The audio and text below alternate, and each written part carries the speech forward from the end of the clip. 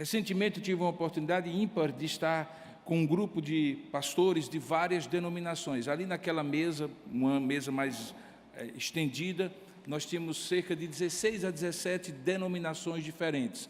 Havia ali pessoas de igrejas históricas, presbiterianas, batistas, luteranas, episcopais. Havia ali igrejas pentecostais históricas, pentecostais, como a gente chama, tradicionais, ou pentecostais antigas, como a Igreja Assembleia de Deus, como a Igreja Brasil para Cristo, e havia também pastores de igrejas neopentecostais. Era um evento que estava acontecendo, promovido por uma entidade e que eu fui representando a Igreja Presbiteriana do Brasil. Naquela mesa estendida, os assuntos eram os mais diversos, havia um propósito daquela reunião, mas nos intervalos, foi uma reunião que demorou a manhã inteira, e nos intervalos nós conversávamos uns com os outros sobre amenidades, detalhes do ministério de novidades e assim por diante. E numa daquelas conversas, em paralelo, um a um, eu estava conversando com um pastor pentecostal da Igreja Assembleia de Deus, e que dizia assim para mim, mencionando um texto que ele havia lido de um historiador da igreja, que dizia que o século XX foi o século pentecostal da igreja cristã, nesses 20 séculos de existência do cristianismo. Ele citava aquilo para mostrar que foi no século XX, na verdade, no ano de 1905, com um evento que ficou conhecido como Azusa, acontecido nos Estados Unidos, que o moderno movimento pentecostal surgiu e as igrejas pentecostais, a partir dali, começaram a existir. Até então, depois da Reforma Protestante, era comum chamar-se igrejas protestantes ou igrejas evangélicas, todas as igrejas que, de uma forma ou de outra, mantinham algum tipo de relação e se consideravam herdeiras do legado da Reforma Protestante do século XVI. Ali na rua Azusa, um pregador teve uma experiência e, a partir dali, no ano de 1905, começou aquilo que se chamou de movimento pentecostal. E como começou? Começou a partir de uma reunião de oração que durou alguns anos, nas quais alguns fenômenos extraordinários aconteciam naquela reunião. Havia evidências ali naquele momento de pessoas que falavam em línguas que elas não conheciam e tinham experiências de curas e milagres, e sinais e prodígios. Isso aconteceu por um período de tempo, e aquilo foi considerado pelos presentes e posteriormente como uma espécie de mini-Pentecostes, se referindo a Atos capítulo 2, quando o Espírito Santo desceu sobre a igreja, conforme nós sabemos. A partir dali, essa perspectiva, essa convicção de que havia necessidade de que, em alguns momentos posteriores a Atos capítulo 2, inclusive no século XX, do século passado, partes da igreja experimentassem um avivamento, e esse avivamento teria que ter semelhança com o que aconteceu em Atos dos Apóstolos, capítulo 2, se tornou algo bastante abrangente. Aí surgiram as igrejas chamadas igrejas pentecostais. As igrejas pentecostais são caracterizadas justamente pelo fato de crerem, e se você vai lá, por exemplo, no órgão oficial da Igreja Assembleia de Deus, você vai ver que a convicção básica que distingue uma igreja pentecostal de uma igreja histórica como a nossa, é que depois da conversão, em que o Espírito Santo vem habitar no crente, ligando-o ao corpo de Cristo, supostamente haveria a necessidade de um batismo com o Espírito Santo, cuja evidência inicial seria o falar em línguas estranhas. O fato é que a gente conversando ali, num ambiente de muito amizade e companheirismo, a gente foi conversando e vendo verdades e contradições de uma maneira muito clara, muito tranquila e fraterna entre aqueles pastores, e particularmente entre eu e aquele pastor. O fato é que nós chegamos a duas conclusões. A primeira conclusão é que não há dúvida alguma que, ao longo dos 20 séculos que a igreja existe, ela sempre teve necessidade de um mover do Espírito Santo para torná-la uma igreja viva, e não apenas uma organização. Desde o primeiro momento que a igreja foi formada como povo de Deus, ainda na antiga aliança, ela foi formada por uma ação espiritual e sobrenatural. A igreja não é organização a princípio, ela é organismo, o corpo de Cristo. E, portanto, quem forma o corpo de Cristo na terra é o próprio Espírito Santo. Então, não há dúvida nenhuma para presbiterianos, históricos ou pentecostais, que igreja é, antes de tudo, um povo que espiritualmente é regenerado, indivíduo a indivíduo, e reunido numa assembleia, numa reunião, num ajuntamento de pessoas, numa comunidade de fé, para se ajudarem, nutrirem, crescerem pela ação do Espírito Santo neles e por intermédio deles uns dos outros. Isso aí não há dúvida. Dizer então que a igreja precisa ser constantemente avivada pelo Espírito Santo, porque a tendência da inércia humana é tornar algo que começa muito bem, se tornar algo natural, ordinário, automático, mecânico. O próprio livro de Atos dos Apóstolos mostra isso. É só você lembrar, no início dessas exposições em Atos dos Apóstolos, que depois de Atos capítulo 2, quando claramente o Espírito Santo derramou-se sobre aquela igreja, e você viu milagres, sinais e prodígios acontecendo, vidas se convertendo, multiplicando-se a quantidade de cristãos em plena perseguição e apesar da perseguição, que logo no capítulo 5 já começou a acontecer aquilo que humanamente acontece quando pessoas estão juntas, problemas. Lembra que em Atos capítulo 5 já houve a dificuldade entre viúvas que tinham uma origem hebraica em Jerusalém e viúvas que eram daqueles que tinham vindo de outras nações e que na distribuição da cesta básica, do alimento, elas entenderam que estavam sendo preteridas porque havia uma preferência para os que eram da casa, no caso em Jerusalém. Logo depois você lembra que houve aquele episódio de Ananias e Safira, aquele casal que, embora fosse a regra comum, o voluntariado e a generosidade na doação dos cristãos, eles se destacaram na narrativa bíblica por serem aqueles que, vendendo um terreno, omitiram o valor total e chegaram para os apóstolos dizendo que estavam contribuindo com o valor que não correspondia ao total, mentindo. E o texto diz que eles foram fulminados ali pelo juízo de Deus. Então fica muito claro que todas as vezes que Deus está agindo, e quando Ele age, sem dúvida alguma, há santidade, há mudança de caráter, há avivamento, há alegria, há serviço, há amor, aquilo que só o Espírito faz, produzindo em nós o chamado fruto do Espírito, paralelamente a isso, porque somos humanos, porque ainda estamos em processo de santificação. Se isso não for algo contínuo, logo, logo cai no ordinário, no natural, no mecânico, e assim os pecados sobressaem sobre as expressões de Deus no meio do seu povo. Isso é incontestável. Que a igreja é movida pelo Espírito, foi formada pelo Espírito, precisa ser sempre avivada e continuamente avivada, a começar em mim, passando por você e na comunidade que nós fazemos parte, não há dúvida alguma, todos concordam sobre isso. A grande questão é: como isso acontece? Que sinais eu posso ter de que isso está acontecendo? Se você perguntar a 10 de cada 10 líderes cristãos hoje no Brasil a seguinte questão: você crê que a igreja precisa de ser reavivada nesses tempos difíceis? 10 vão dizer sim, não há dúvida alguma, a igreja precisa ser reavivada. Nós precisamos ser reavivados, irmãos. O costume entorta a boca, como o cachimbo entorta a boca. O costume faz com que a gente entre na presença de Deus, por exemplo, numa ocasião como essa, e de uma maneira muito ordinária achemos que estamos simplesmente cumprindo o ritual semanal religioso. E aquilo que normalmente dizíamos antigamente, que você entrava e saía, com todo respeito, obviamente não estou criticando quando eu menciono igreja nenhuma aqui, que você entrava e saía da missa do mesmo jeito, é possível que você entre e saia do culto do mesmo jeito. E isso anos e anos a fim. A grande questão é como esse avivamento acontece. O que é que acontece como sinal claro desse avivamento em curso na nossa vida?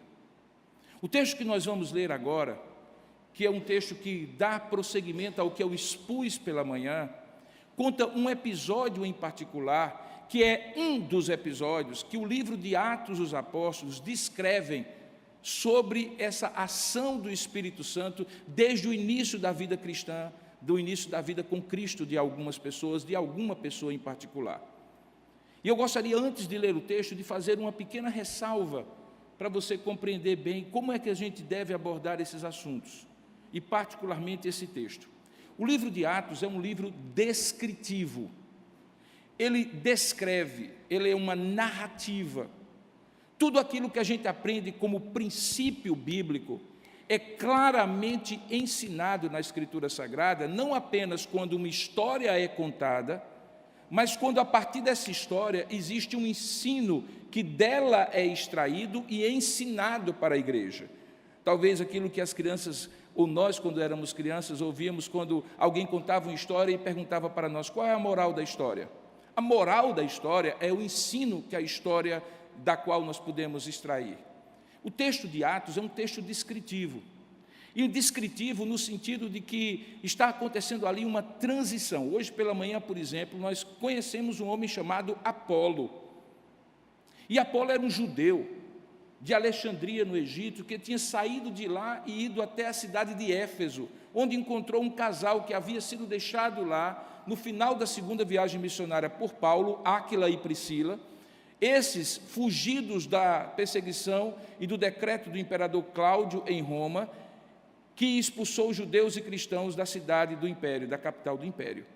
Eles se encontram lá, e diz o texto, como expusemos hoje, que ele era um homem eloquente, fervoroso no espírito, que dava testemunho, conhecedor das Escrituras, mas ele tinha uma limitação, uma falta de conhecimento, porque como discípulo de João Batista, porque tinha sido por intermédio do ensino de João Batista ou de alguém que o seguiu, Apolo ainda não tinha pleno conhecimento de que aquilo que João Batista dizia, que o Messias haveria de vir e que ele era apenas a voz que clamava no deserto, já tinha acontecido. Portanto, ele falava verdades limitadas.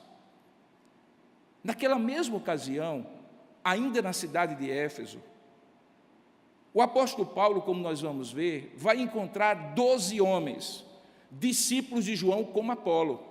Nós não temos certeza, e os comentaristas não afirmam, se uns têm relação com o outro, se Apolo e eles faziam parte do mesmo grupo, se eles eram discípulos de Apolo, se eles eram companheiros e tinham seguido Apolo de Alexandria para Éfeso, mas o fato é que eles demonstram a mesma limitação, e ali há uma descrição, presta bem atenção, uma descrição de como na vida e na experiência deles, naquele caso específico, eles foram cheios do Espírito Santo e o complemento do que eles não tinham aconteceu. Isso não nos autoriza, como alguns podem imaginar, pegar esse texto isolado ou qualquer outro texto isolado e dele fazer uma doutrina e dizer que o avivamento deve acontecer assim e assado, porque naquele texto de Éfeso assim ocorreu, porque são textos descritivos. Um princípio hermenêutico da interpretação bíblica básico é que a Bíblia explica a própria Bíblia. Para você entender o que talvez numa passagem não está muito claro, você tem que jogar luz sobre essa passagem a partir de outros textos. Por isso que você tem que conhecer a Escritura de um modo mais abrangente do que pontual, lendo um texto aqui e acolá. Tendo feito essa ressalva, eu convido você, nessa noite, a lermos juntos o texto que se encontra em Atos dos Apóstolos, capítulo 19, a partir do verso 1 até o verso 7. Onde nós iremos hoje falar sobre 12 homens em um só espírito. Não é 12 homens em um destino, não é 12 homens em uma missão, embora poderia ser, mas é 12 homens em um só espírito. Abra sua Bíblia, por gentileza, em Atos 19, 1 a 7.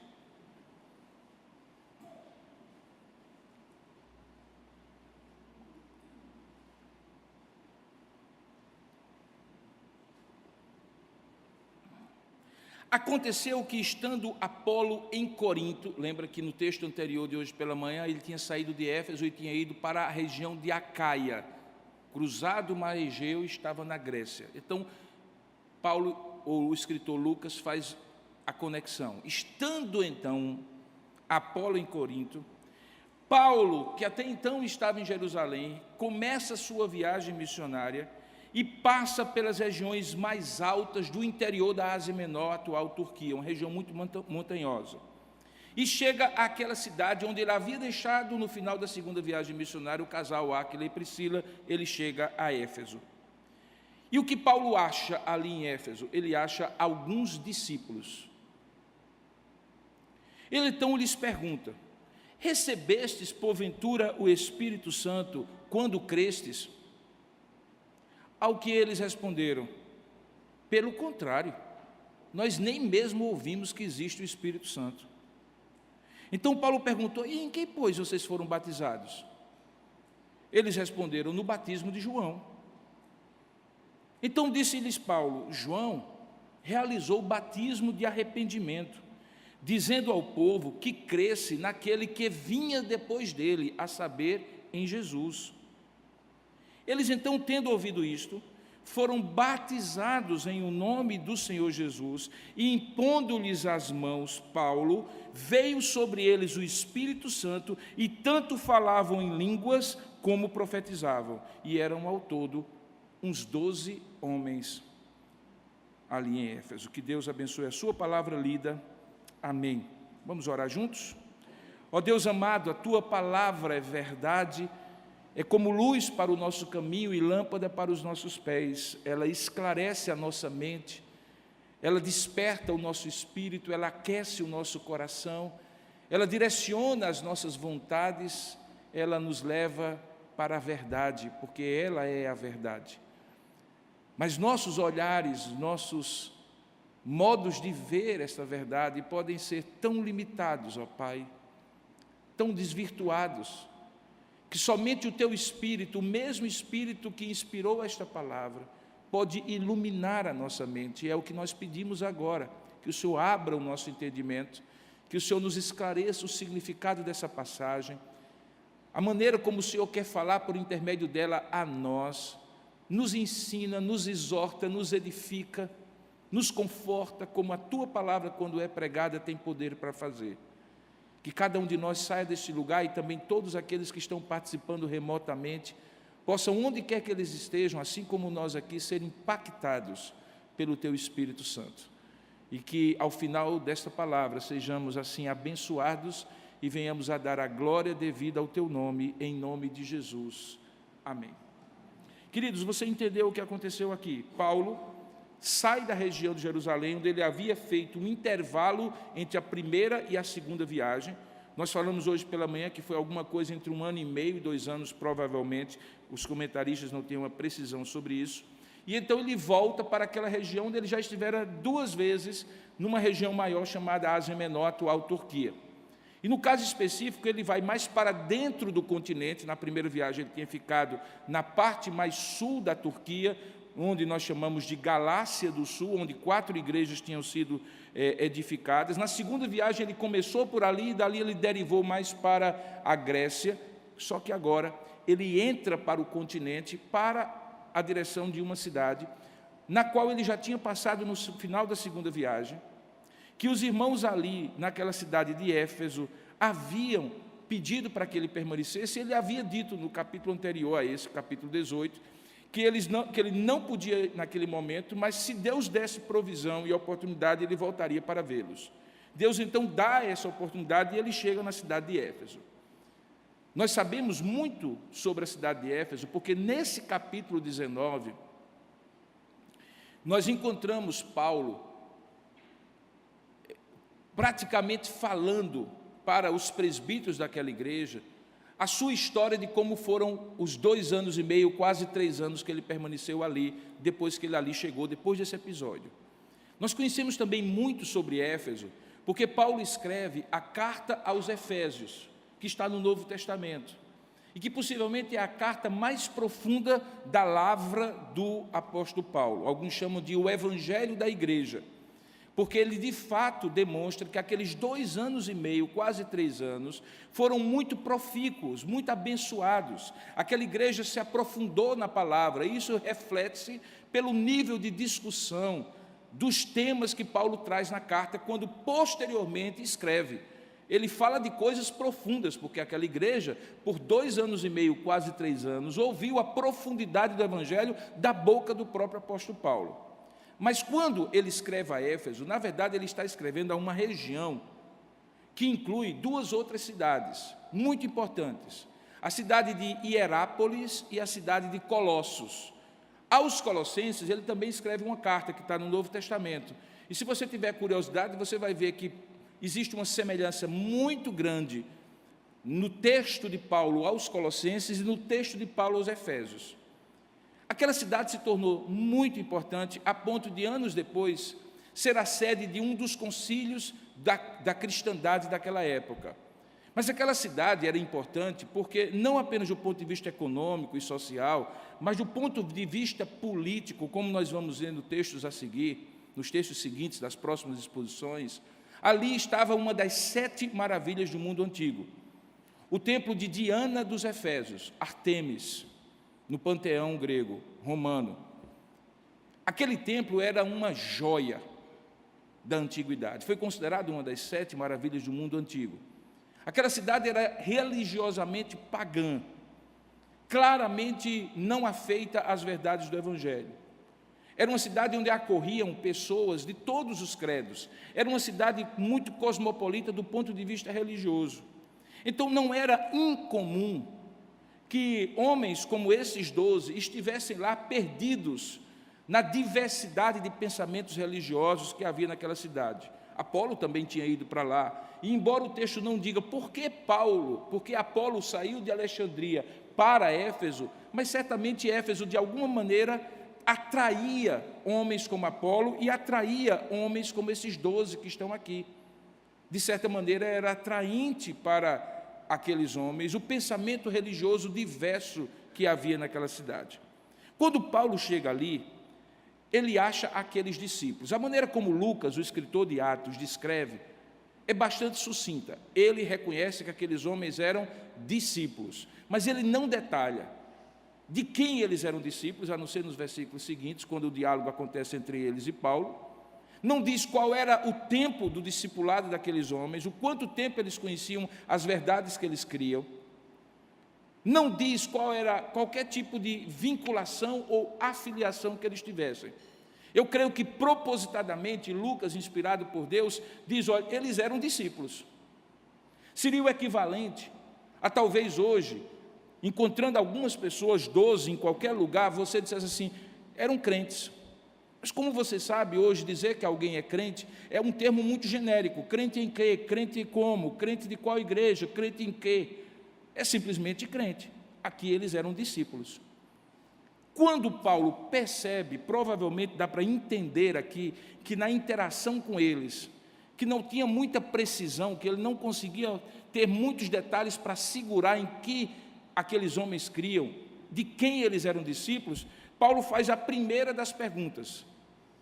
A pergunta que está no versículo 2, você lembra? Ele diz assim, recebestes porventura o Espírito Santo quando crestes?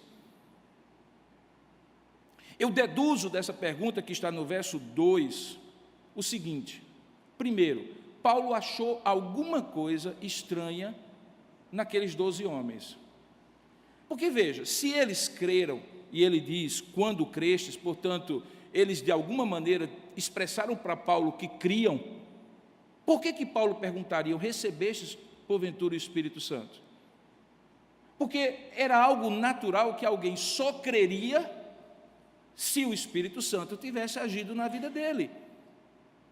Por que eu deduzo disso? Porque em outros textos, Paulo diz, por exemplo, escrevendo aos Romanos, que quem não tem o Espírito não é de Deus. Que um dos sinais da conversão é o agir do Espírito Santo, convencendo o homem do pecado, do juízo e da justiça. Que, na verdade, você nem se torna crente se o Espírito Santo não agir em você. Não é estar aqui que torna você um crente. Não é pertencer a uma igreja, e vou dizer mais, não é mesmo se batizar numa igreja que torna você alguém crente. Quando nós, pastores, batizamos alguém, nós batizamos baseado naquilo que você diz que crê, mas nós não temos uma sondagem espiritual que verifique no seu coração se aquilo que você diz crer é de fato aquilo que você crê. Por isso que se chama profissão de fé e batismo, porque se batiza baseado naquilo que a pessoa professa. Paulo achou estranho e então perguntou: me diga uma coisa, vocês receberam o Espírito Santo quando creram? Porque o Espírito Santo é o selo. O Espírito Santo que vem habitar, nos tornando o templo do Espírito Santo, é o que garante a redenção. Segundo o texto de Paulo escrevendo aos Efésios, é o penhor da nossa redenção. Lembra daquela história de você pegar uma joia e colocar na Caixa Econômica Federal e penhorar para conseguir um empréstimo? A garantia de que você vai voltar para pagar o empréstimo é a joia que você deixou. O Espírito Santo é a joia que é deixada em nós e que garante que o Espírito Santo, que Deus vai voltar e vai resgatar a sua herança, no caso, nós. Portanto, é impossível ter vida espiritual sem o Espírito Santo. É impossível ser crente sem o Espírito Santo. É impossível que o Espírito Santo não tenha agido em alguém que crê em Jesus Cristo, porque naturalmente o homem é inábil, impotente, incapaz. Naturalmente o homem é não desejoso, avesso às coisas de Deus. Quando eu vejo muitas vezes as dificuldades que algumas pessoas têm de, enfim, entregarem as suas vidas a Jesus Cristo, apesar de ouvirem o Evangelho anos a fio, eu não estranho. É porque se o Espírito Santo não agir sobre aquilo que eu falo, sobre o que elas ouvem, sobre a convivência que elas têm, mesmo no nosso meio, não haverá conversão. O que nós fazemos, as experiências que as pessoas têm, são meios pelos quais o Espírito Santo age. Isso fica muito claro pelo conjunto da doutrina do Espírito Santo, a pneumatologia. O Espírito Santo é quem convence, quem regenera, quem batiza, quando liga o homem ao corpo de Cristo. Por isso que todos os crentes em Cristo são batizados com o Espírito Santo, porque o batismo com o Espírito Santo é o que liga a vida de cada um de nós ao corpo de Cristo. Tanto é que Paulo assim o expressa em suas cartas. Portanto, não há vida espiritual sem o Espírito Santo. Por que Paulo, então, pergunta: vocês receberam o Espírito Santo quando creram? Eu suponho, e alguns comentaristas também, que possivelmente Paulo entendia que aquele momento e aquele lugar era um lugar propício para justamente pessoas como homens como esses 12, pessoas como Apolo e outros, estarem naquela transição entre os ensinos de João Batista, alguns que receberam os ensinos de João Batista, ou até mesmo entre o judaísmo antes de João Batista e o cristianismo. Era um período de transição. O livro de Atos descreve episódios de uma transição, em que homens começam como judeus, depois são identificados como aqueles do caminho. Em Atos 12, eles se reconhecem e são reconhecidos pela comunidade externa como cristãos, pequenos cristos, e pela primeira vez eles são chamados assim. Eles começam frequentando em Jerusalém o próprio templo, apesar de crer em Cristo, que questionava aquilo lá, que dizia que era o cumprimento daqueles sacrifícios. Eles não continuaram sacrificando, mas lembra, em vários episódios eles estavam no templo quando as coisas aconteceram. Eles se reuniam no templo e também nas casas. E essa transição acontece ao longo do livro de Atos. Aqui nós estamos longe de Jerusalém, numa cidade que não é judaica, que não é cristã, é pagã, sede do maior templo à deusa Artemis, a deusa Diana no mundo, uma das 7 maravilhas do mundo antigo. E então é natural que Paulo faça checkpoints assim com as pessoas. Alguém chega e diz assim: eu sou discípulo. Ok, de quem? Do quê? O que você crê? Como você pensa sobre isso? É natural. Eu faria a mesma coisa, Paulo faz. Provavelmente o ambiente proporcionou Paulo a fazer isso. E a resposta que eles dão complica ainda mais a situação, porque veja, uma coisa é você não ter a experiência que provavelmente eles não tinham, e fica claro que eles não tinham tido, e outra é eles não terem nem a mínima ideia do que Paulo estava dizendo, porque é isso que eles respondem. Veja no verso 2, diz assim: ao que lhe responderam, pelo contrário. Já começa complicado. Pelo contrário, nós nem mesmo ouvimos que existe o Espírito Santo. O negócio estava feio. Eles nem sabiam que o Espírito Santo havia, muito menos que o Espírito Santo era a terceira pessoa da Trindade, Deus com o Pai, Deus com o Filho, que estava presente no ato da criação, porque o Espírito de Deus pairava sobre a face das águas. Eles não sabiam que o Espírito Santo é quem dava a palavra profética no Antigo Testamento, quem tinha inspirado os homens a escreverem as Sagradas Escrituras do Antigo Testamento. Eles nem sabiam que o Espírito Santo é quem tinha gerado Jesus Cristo no ventre da Virgem Maria. Eles não sabiam que o Espírito Santo tinha descido no dia do batismo de Jesus em forma de pomba. Eles não sabiam que o Espírito Santo é quem conduzia com poder, glória, sabedoria e graça todo o ministério de Jesus. E pelo jeito eles nem sabiam que o Espírito Santo havia sido derramado sobre toda a carne no livro de Atos dos Apóstolos, capítulo 2, no dia de Pentecostes. Eles não sabiam nada sobre o Espírito Santo. A grande pergunta é: como é que esse povo era crente? Me explica aí, você que é teólogo. Como é que esse povo era crente?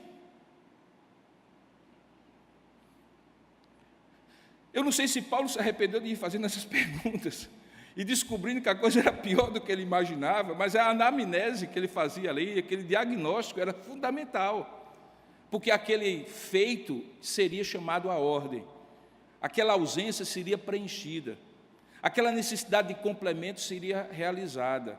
Paulo se pôs na condição de um teólogo, mas de um pastor, que vê pessoas que se dizem discípulos, se reconhecem como tal, porém precisam de algo mais. Pela manhã eu falei sobre a importância da mentoria espiritual para que alguém amadureça espiritualmente. Quando alguém mais maduro ajuda alguém mais imaturo a amadurecer. Que isso muitas vezes nos tempos atuais tem sido confundido com coaching e com mentoria, mas na verdade tem um nome antigo, bíblico, chama-se discipulado. Paulo olhava para aqueles homens como discípulos imaturos que precisavam amadurecer, e ele faz essas perguntas de diagnóstico para que possa compreender qual é a situação real daqueles homens. Eles dizem: nem mesmo ouvimos que existe o Espírito Santo. E aqui eu quero fazer um detalhamento, talvez um parêntese. Queridos, você não precisa saber de todas as coisas para que as experiências que você está tendo com Deus sejam verdadeiras ou não. E eu não estou dizendo que as experiências são mais importantes do que o ensino. Em algum momento você vai ter que compreender que o que você está fazendo ou o que está acontecendo com você tem nome, sobrenome, é assim assado e está na Bíblia. Como eu contei, quando eu me converti, a sensação que eu tive, quando Deus entrou na minha vida, o Espírito Santo veio habitar em mim, é que eu estava entrando num lugar com ar-condicionado. Era assim que eu descrevia para meus colegas nos dias seguintes, quando eles perguntavam: o que aconteceu, Robson? Eu dizia: rapaz, Jesus Cristo entrou na minha vida, parece um ar-condicionado. Você está com um calor muito grande, vem aquele refrigério, uma sensação de paz, uma alegria, uma vontade de contar para todo mundo. Era assim que eu descrevia. Com o passar do tempo, isso teve nome e sobrenome. Tem nome de regeneração, de justificação pela fé, de habitação do Espírito Santo, e isso vai sendo compreendido à medida que o tempo vai passando e você vai então assimilando o ensino da palavra. Portanto, aqueles homens provavelmente tinham uma experiência real, era sim o Espírito Santo que tinha trabalhado no coração deles, mas eles não tinham a mínima ideia. Por isso que quando foram perguntados, eles disseram assim: nem mesmo o Espírito Santo nós sabemos se existe. O que é que Paulo faz? Paulo vai mais profundo. E o profundo de Paulo não é profundo naquelas coisas que não poderiam ser quantificadas, visíveis, avaliadas, mas é na maneira visível de se perceber o nível de comprometimento daqueles homens. Quando a gente diz que o batismo é a expressão visível da regeneração e da obra invisível de Deus no seu coração, é exatamente isso que Paulo percebe aqui. Porque qual é a pergunta que ele faz no verso 3? Diante do fato e da resposta de que eles nem mesmo tinham ouvido que existia o Espírito Santo, Paulo perguntou: então, espera aí, vocês foram batizados em quê? Porque, naturalmente, tendo sido batizados, externamente eles estariam expressando algo interno que tinha acontecido com eles. Seria o natural. Aí eles, então, entregam o jogo e fica tudo muito claro.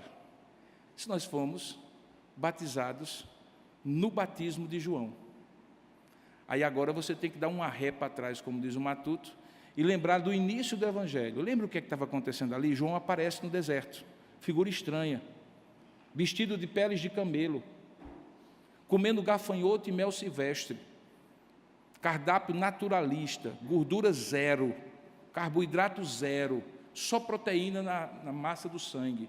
Mas o que era estranho era a pregação dele. Do nada, um homem que não fazia parte do status quo religioso, que não era sacerdote, que não era rabino, começa a aparecer no deserto da Judéia, dizendo assim: arrependei-vos, porque o reino de Deus está próximo. Arrependei-vos, porque o reino de Deus está próximo. Era um pregador de um sermão só. Se João fosse pastor da igreja presbiteriana de Tambaú, não sei se ele estaria no 4º mandato, não, porque ele estaria pregando todo domingo a mesma coisa: arrependei-vos, porque o reino de Deus está próximo, e assim por diante. Aquilo causou uma comoção e as pessoas começaram a se aproximar, porque aquilo era estranho. Mas era estranho por quê? Porque no mindset, no inconsciente coletivo daquele povo, havia uma expectativa da vinda de um rei. Quando ele falava que o reino está próximo, o rei, o Messias, provavelmente era ele. E aí o que é que acontece? Os sacerdotes de Jerusalém mandam, isso está em João capítulo 1 e 2, delegações para dizer assim: és tu aquele que haveria de vir então? És tu então o Messias? És tu então aquele que haveria de vir? Tu estás anunciando o reino começa contigo. Ele disse: não, espera aí, eu sou apenas a voz que clama no deserto.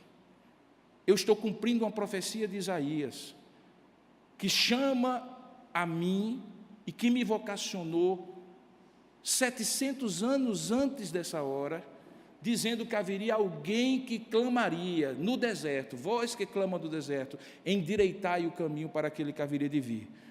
Quem virá, virá, e na verdade já nasceu, já veio, e eu não sou digno de sequer desatar as sandálias dos seus pés, fazer o trabalho mais humilde que alguém pode fazer para outro. O que é que acontece ali? A pregação de João começa a mexer com as multidões, porque se não era ele, e ele já era aquela figura poderosa, quem haveria de vir depois dele seria mais poderoso ainda, e o povo começou a temer. E aí começou a temer e começou a correr as multidões para junto das águas do Rio Jordão, onde ele estava. O Rio Jordão fica coladinho no deserto da Judéia. Na verdade, atravessa o deserto da Judéia. João então começou a batizar essas pessoas num batismo que é diferente do batismo cristão. O batismo de João era um batismo simbólico de uma purificação pelos pecados que internamente eles carregavam dentro de si. Os batismos e as lavagens cerimoniais no judaísmo eram muito comuns, ainda hoje são. Para você ter uma sinagoga, você tem que ter água corrente, porque antes dos rituais que havia e que ainda há nas sinagogas, as pessoas eventualmente se lavam.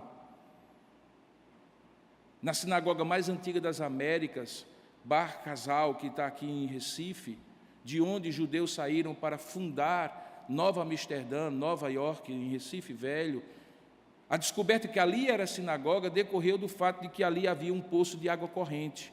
E aí os historiadores e arqueólogos descobriram que ali havia uma sinagoga, e aquela sinagoga era a primeira das Américas. Então, naturalmente, o judeu já tinha a ideia de que precisava se lavar para expressar externamente a lavagem espiritual que internamente só Deus podia fazer. Quando eles então ouviram aquela pregação de Paulo, eles começaram, de João, eles começaram a vir e dizer assim: nos batize. Aí João, que não era fácil, não era muito doce, ele disse assim: raça de víboras, bando de cabra, mais ou menos aquilo, vocês estão fugindo do juízo de Deus, achando que só esse banhozinho aqui vai resolver vocês. Se arrependam de verdade, porque se vocês não se arrependerem de verdade, de dentro para fora, não vai ser a água do batismo de fora para dentro que vai purificar o pecado de vocês. Então João batizava nesses termos, e estes 12 foram batizados nesses termos. Se tornaram discípulos de João. E, portanto, eles sabiam que dentro da pregação de João havia um apontamento para o Messias que havia de vir. Mas eles sabiam muito pouco, ou quase nada, eles reconhecem isso. Porque eles dizem assim, a pergunta de Paulo, em que, pois, fostes batizados? E eles respondem, no batismo de João. Paulo precisou lembrá-los no versículo 4, dizendo o seguinte, de fato, ok, então vocês foram batizados no batismo de João, que é o batismo de arrependimento, ok. Mas veja, João, e aí ele esclarece, João realizou o batismo de arrependimento. Eu estou falando de outra coisa aqui, mas tudo bem. Vocês foram batizados, então, por João, que fez um batismo de arrependimento, mas lembrem que João, enquanto batizava vocês, assim como batizava todos os demais, aquelas multidões lá, ele dizia, veja aí o verso 4, dizia ao povo que crescem naquele que vinha depois dele, a saber, em Jesus. Portanto, vocês fazem parte daquela turma que estava em preparação, assim como João fez com multidões, para que quando Jesus viesse, pudessem reconhecer em Jesus e se filiar a Ele, e aí serem batizados em nome do Pai, do Filho e do Espírito Santo. Eu fico imaginando... Eu fico imaginando a cara daqueles 12 discípulos.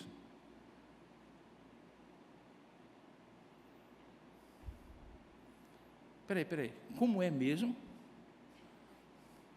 Talvez um pensou assim, quer dizer que não está valendo nada o que a gente viveu até agora? E certamente Paulo disse, não, de jeito nenhum. A obra que Deus está fazendo no coração de vocês, Ele vai completar. Mas é preciso que vocês saibam que está faltando muita coisa. O que é que acontece? Diz o texto, que eles tendo ouvido isto, provavelmente, o texto é sucinto aqui na descrição, eles creram, eles receberam a instrução de Paulo, e aí foram batizados em o nome do Senhor Jesus. Ou seja, aquilo que estava incompleto foi completado, mas havia um problema. E qual era o problema? Aí eu volto à conversa com os pastores na semana passada. Qual seria a evidência inicial de que a obra de Deus tinha sido feita na vida deles? Bom, no livro de Atos dos Apóstolos, desde Atos 2, quando o Espírito Santo desceu, você vê em Atos 2, Atos 8 em Samaria, Atos 10 na casa de Cornélio, que quando o Espírito Santo descia sobre um grupo de pessoas que ouviam o Evangelho e se convertiam, alguns sinais visíveis marcavam esta descoberta de uma nova vida em Cristo.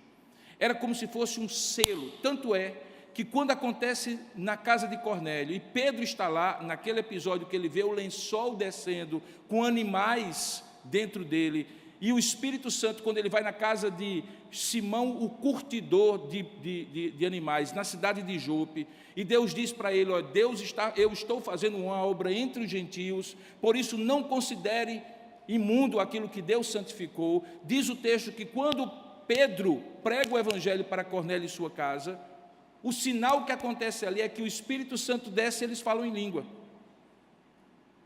Então parece-me que havia ali alguns sinais que caracterizavam de maneira extraordinária que uma etapa tinha sido ultrapassada. No livro de Atos, capítulo 2, quando o Espírito Santo desce sobre toda a carne, e não mais sobre apenas profetas, sacerdotes e reis, como era no Antigo Testamento, para uma missão específica. Em Atos capítulo 8, quando não apenas judeus, mas samaritanos, por intermédio do ministério do diácono Filipe, que vai a Samaria, também recebem o Espírito Santo, e há sinais externos disso. No capítulo 10, quando não mais judeus, não mais samaritanos, mas até gentios, que não eram judeus, não conheciam nada, como é o caso de Cornélio, ali também há sinais visíveis. E aí, quando chega no capítulo 19, fora da região da Terra Prometida, fora de Israel, fora de Samaria, fora daquela região ali de Jope, nas margens do mar Mediterrâneo, do outro lado, na Ásia Menor, na Turquia, quando esses homens, enfim, têm a consciência de quem é Jesus, de que é o Evangelho, e realmente entregam a sua vida a Jesus Cristo, completando esse processo, havia talvez ali a necessidade de mesmos sinais que dissessem: olha, o que está acontecendo aqui não é diferente do que aconteceu lá na casa de Cornélio, lá em Samaria e lá em Atos capítulo 2. É o mesmo Espírito que está sendo derramado em momentos diferentes, sobre comunidades diferentes, perfis diferentes, amostras populacionais diferentes, completando a missão que está em Atos capítulo 1:8. Recebereis poder ao descer sobre vós o Espírito Santo, e à medida em que vocês forem testemunhas, tanto em Jerusalém como em toda a Judéia, Samaria, até os confins da terra, Deus vai confirmar em cada um desses segmentos, em cada uma dessas etapas, que o Espírito Santo está presente fazendo a obra. Não é vocês que estão fazendo, é do Espírito Santo por intermédio de vocês. Vocês vão ver e ouvir isso acontecendo. É dessa maneira que nós devemos entender o que acontece agora, a partir do verso 6. Porque depois de eles terem sido batizados em o nome do Senhor Jesus, termina assim o versículo 5, no versículo 6 diz o texto que, impondo-lhes Paulo as mãos, veio sobre eles o Espírito Santo, e tanto falavam em línguas, como profetizavam, e eram ao todo uns 12 homens. Acontece aqui algo semelhante, não literalmente igual, mas semelhante. E por que não literalmente igual? Porque em outros desses episódios que eu contei, não precisou ninguém impor as mãos. Nem apóstolo, nem Paulo, nem ninguém. O Espírito Santo simplesmente desceu sobre as pessoas. Em alguns lugares havia sinais de línguas, mas não havia sinais de profecias. Em alguns lugares eram poucas pessoas, outros em multidões de pessoas. Portanto, o que Lucas está descrevendo aqui é que não existe um modus operandi, um padrão que constituiria um dogma, uma doutrina, como eventualmente os pentecostais creem. Que toda vez que uma pessoa for batizada supostamente com o Espírito Santo, por não ter sido supostamente batizada no início da sua fé, ela vai ter que falar em línguas, ela vai ter que demonstrar alguns sinais, milagres e prodígios, para que externamente aquilo fique comprovado. Você não encontra em Atos dos Apóstolos, mandatoriamente, que assim aconteça, e só é crente quem assim vivencia, e só quem é cheio do Espírito Santo quem assim vivencia. Claramente não é um padrão, é uma descrição do que aconteceu em Atos 2, Atos 8, Atos 10, Atos 19, em lugares diferentes, o mesmo Espírito fazendo as coisas, e eventualmente aqui aparece 1, 2 sinais, aqui não aparece nenhum, aqui aparece 2, 3 e assim por diante. Mas sempre o fator em comum é o Espírito Santo que vem habitar nas pessoas. Nós aprendemos dos outros livros da Bíblia, do Novo Testamento, que o que caracteriza uma vida cheia do Espírito Santo, conforme Paulo escreve aos Efésios, não são sinais de línguas estranhas, nem de profecias, nem de milagres, nem de sinais e nem de prodígios. Embora estas coisas possam acontecer com os propósitos e nos termos que Deus quer fazer, não para as pessoas usarem isso como manipulação religiosa, não para as pessoas usarem isso para classificar os crentes em crentes cheios de Espírito Santo, categoria A, plus, prêmio, categoria diamante, pode sentar na frente do avião. E os outros, a ralé, que ainda não foi supostamente batizada do Espírito Santo, precisa buscar e angustiar-se, passar a vida toda, porque se não falar em línguas, não é crente espiritual. Não existe isso na Bíblia, irmãos. Claramente não existe isso na Bíblia. A Bíblia diz que Deus concede dons, alguns dos quais são feitos, muitas vezes, nos bastidores da igreja. Às vezes, os dons mais importantes, Paulo, inclusive, argumenta dessa maneira em 1 Coríntios capítulo 12 e 14, são como os órgãos do corpo. Os que menos aparecem são os mais preciosos, valiosos e imprescindíveis. É o coração, é o pulmão, é o fígado, é o baço, que não aparece como os olhos, não aparece como a face, como os braços, como as pernas, mas são mais importantes do que esse, porque eu posso viver sem um braço, mas eu não posso viver sem um coração. Eu posso viver sem uma perna, mas eu não posso viver sem um baço. sem um pulmão. E Paulo então argumenta e diz assim: os dons espirituais mais importantes são aqueles que muitas vezes não aparecem, não são os espetaculares, não são aqueles que dão status diante do segmento religioso e que faz algumas pessoas às vezes serem tomadas inclusive por um orgulho espiritual, de terem aquilo que os outros não têm, de serem reconhecidas de maneira extraordinária enquanto que os outros não são. Mas tendo dito isso, eu preciso afirmar, assim como disse para aquele pastor, e creio que 10 pastores em cada 10 dirão, apesar disso, sim, nós precisamos ser avivados. Sim, nós precisamos descobrir e usar os dons espirituais que Deus nos dá. Sim, nós precisamos seguir Efésios capítulo 5, quando diz: e sede continuamente cheios do Espírito Santo. E ele diz quais são os sinais de alguém que é continuamente cheio do Espírito Santo. Serve um ao outro, vive uma vida de louvor e de gratidão a Deus, é obediente aos princípios da palavra. O fruto do Espírito Santo, amor, bondade, paz, longanimidade, domínio próprio, se realçam, se opondo às obras da carne. Esses são os sinais de um avivamento. Esse texto, então, nos serve para mostrar, sim, irmãos, a vida cristã é uma progressão. Às vezes experimentamos para depois entender. Mas uma vez entendendo, fica muito claro que essa ação do Espírito Santo é contínua. Quando Paulo escreve lá em Efésios capítulo 5, sede continuamente cheios do Espírito Santo, a maneira como no grego é fraseado o termo é muito curiosa. Por um lado, é uma ordem, sede, um imperativo. Por outro lado, é uma ordem para que eu seja, mas assuma uma posição passiva. Sede continuamente cheios ou enchidos. É voz passiva. Significa que não sou eu que me encho. O Espírito Santo não é um balde de água que eu vou tomando, enchendo, até ficar cheio. Não, o Espírito Santo é quem me enche. Não sou eu que sou enchido, como se o Espírito Santo fosse uma coisa que eu absolvo em quantidades, metade, 75%, como um tanque de gasolina. Não. O Espírito Santo é quem age. Mas eu tenho que ter claro na minha mente que eu devo ser continuamente cheio do Espírito Santo. Mas ao mesmo tempo que é uma ordem, ao mesmo tempo que é uma posição passiva, eu sou cheio e quem me enche é o Espírito, também é uma coisa contínua, continuamente. Enchei-vos do Espírito, sede continuamente cheios do Espírito Santo. Não é uma experiência no monte, não é uma experiência numa vigília, que faz com que a sua vida de repente se transforme da água para o vinho. Não!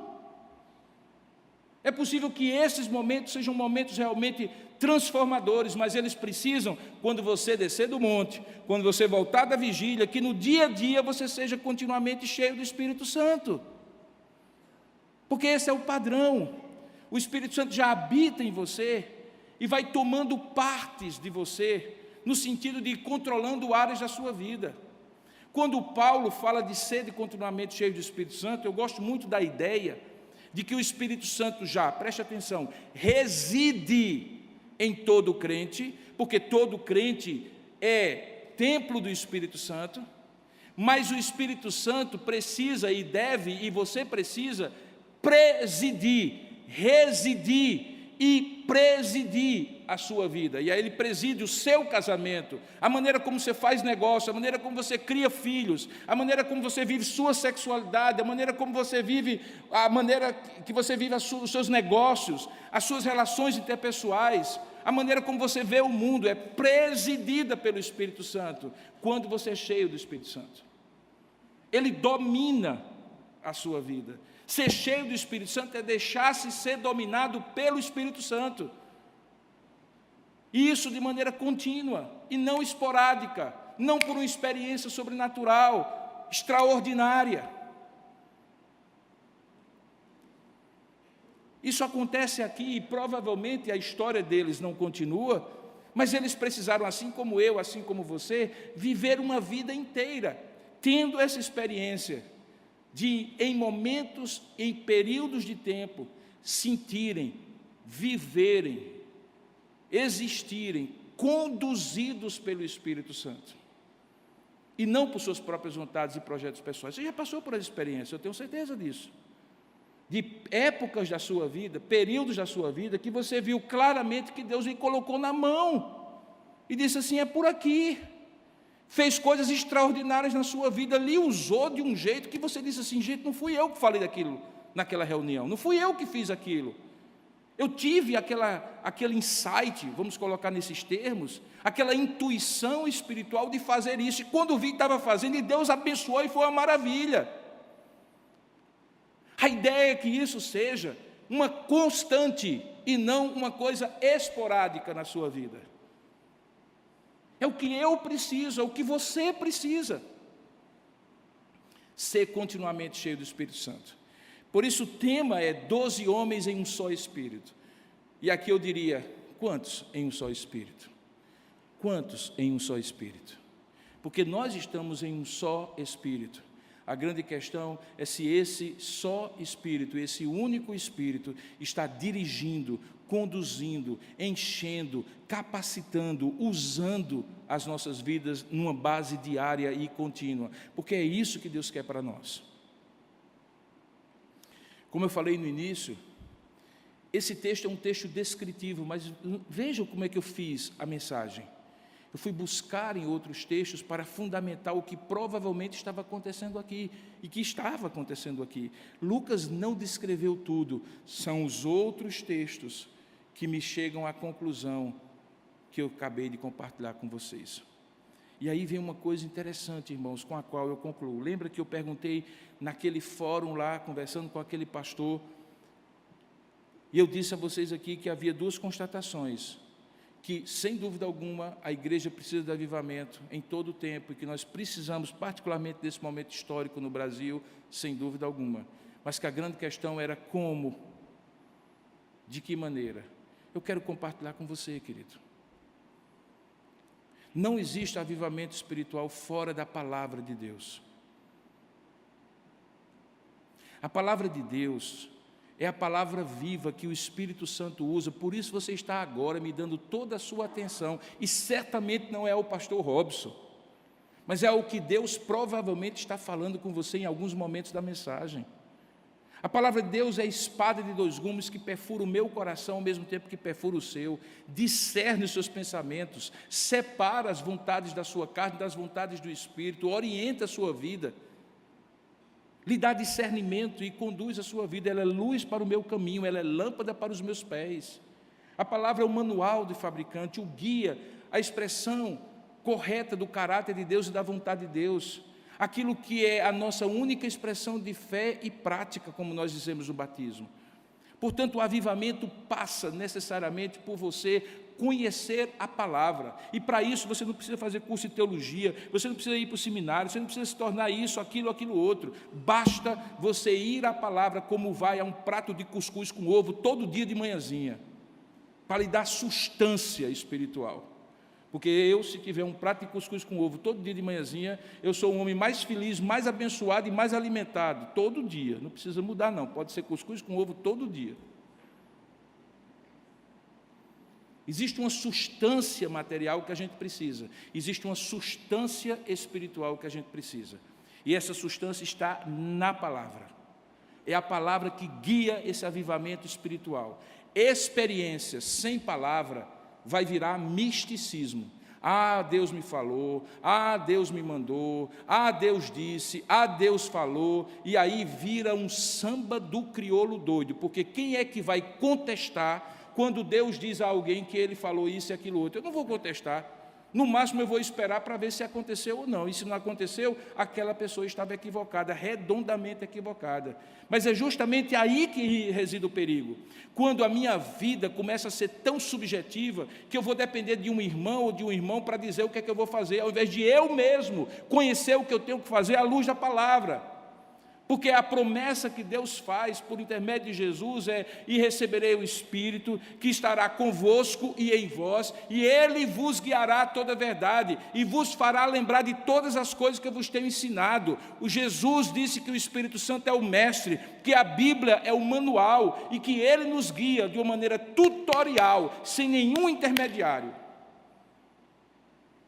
Você cresce na palavra. Quando você busca a palavra, quando você estuda a palavra, quando você lê a palavra, o pastor ajuda, o professor de escola dominical ajuda.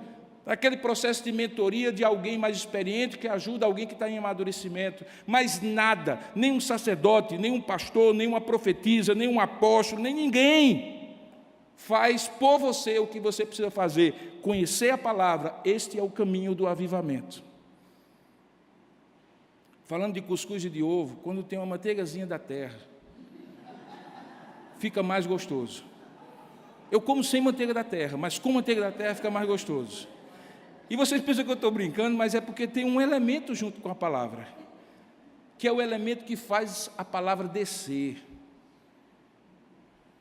que faz a palavra se tornar úmida e degustável, que não entala, porque a letra mata, o espírito vivifica, e o que acontece ali é que por via da oração, junto com a palavra, o cuscuz da substância espiritual vai sendo umedecido, e você então começa a caminhar em cima dos seus dois pés, palavra e oração, palavra e oração, porque se você for só na palavra, pode ser que fique cansativo e seco demais, como alguém que deseja caminhar numa perna só, e se você se iludir e for só pela oração, vai faltar a substância da palavra que lhe dá segurança. É oração e palavra, palavra e oração. Na nossa teologia reformada, o nome disso chama-se meios de graça. São as maneiras como Deus aplica a sua graça, aviva a sua igreja. Irmãos, isso sempre foi assim e sempre será. Tem alguns outros temperos, a comunhão dos santos do Senhor, que são pecadores, assim como eu, mas foram separados, são santos porque foram separados. Se você quer comer uma boa lasanha, vá para uma cantina italiana. Se você quiser comer uma boa carne, vá para uma churrascaria. Se você quer crescer espiritualmente, vá para um lugar onde irmãos ouvem a palavra, trabalham para o Senhor e se ajudam mutuamente. Por isso que a igreja é importante. É meio de graça também. Porque você não vai pegar churrascaria aberta vendendo remédio. Cada coisa para cada coisa. A igreja foi colocada por Deus no mundo como uma comunidade de fé. É um outro meio de graça. E, finalmente, para fazer uma refeição equilibrada, colorida, feijão, arroz, carne e verduras. Falar disso tudo uma hora dessa dá uma fome. Falta um quarto elemento. E o quarto elemento é o serviço. Se você lê a palavra, se você ora, se você tem comunhão com os irmãos e se você serve, porque crente que não serve, dá trabalho, crente que não trabalha, dá trabalho. Se você não vive para servir, o ditado popular diz que você não serve para viver. Sirva e ao mesmo tempo tenha comunhão, e ao mesmo tempo ore, e ao mesmo tempo leia a palavra, essa refeição completa. São os meios pelos quais o Espírito Santo aviva a sua vida. Este é o caminho do avivamento. Eu não estou dando receita de bolo, nem estou trazendo novidade, isso sempre foi assim, irmãos. E não tem outra forma, porque foi assim que Deus determinou que fosse. Quando você tem uma refeição desequilibrada, o seu corpo sofre. Quando você tem uma refeição espiritual desequilibrada, o seu espírito sofre. Equilibre sua refeição, os meios de graça, e você vai ver o Espírito Santo lhe avivar diariamente, continuamente, para você ser um cristão em todas as áreas da vida, conduzido pelo Espírito Santo. Vamos orar por isso? Vamos pedir isso a Deus, sinceramente. Você ouviu a palavra? Se você ouviu a palavra, eu espero que você agora esteja aí dizendo: Senhor, eu quero muito isso, Senhor, eu quero muito isso, eu sinto que eu preciso disso, de ser uma mulher avivada pelo Espírito de Deus, de ser um homem avivado pelo Espírito de Deus, porque está muito difícil ser cristão. Só com a força, graça, sabedoria do Espírito Santo é que você consegue ter uma vida cristã equilibrada.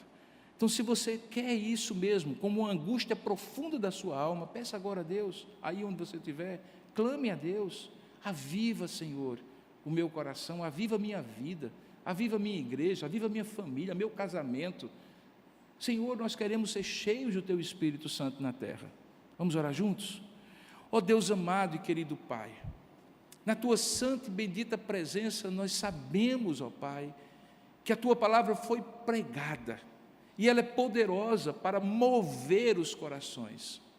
E o que eu te peço é que Tu movas os corações na direção de uma busca contínua, fervorosa, confiante do Teu Espírito Santo, para que guie as nossas vidas, porque todo aquele que tem o Espírito é guiado pelo Teu Espírito, diz a Tua palavra. Portanto, nos abençoa nesta hora, porque eu sei, Pai, que na vida de muitos de nós até sabemos quem é o Espírito Santo. Nós não somos como aqueles homens, completamente ignorantes. Nós também não precisamos ser rebatizados, especialmente aqueles que foram batizados com a consciência do que era o batismo. Mas com certeza, Pai, nós precisamos, nesses tempos difíceis, sermos uma igreja cheia do Teu Espírito Santo, famílias cheias do Teu Espírito Santo, casais, indivíduos, crentes, mulheres e homens, jovens cheios do Teu Espírito. E precisamos disso todo dia, Pai, porque basta que amanhã, no corre-corre da vida, essa mensagem for sendo paulatinamente esquecida, para que o ferrugem de uma vida religiosa, superficial, comece a comer a nossa espiritualidade. Oh Deus, nos livra disso, Pai. Nós não queremos ser crentes enferrujados, envelhecidos na nossa fé, descrentes da Tua ação poderosa, renovadora, avivada em nós. Nós queremos ser crentes vivos em Ti, Pai. Derrama do Teu Espírito, no sentido de que Ele que habita naqueles que Ele habita, que estão aqui presentes, não apenas resida neles, mas presida neles, para que as palavras, as atitudes, as decisões e todos os aspectos da vida de cada um de nós seja conduzido pelo Teu Espírito. Oh Deus, faça isso, Senhor, e nós Te daremos toda a honra, glória e louvor, porque estaremos bem na Tua presença, cumprindo a nossa vida cristã, cheia do Teu Espírito Santo. É assim que nós Te oramos, em nome e para a glória do Senhor Jesus. Amém.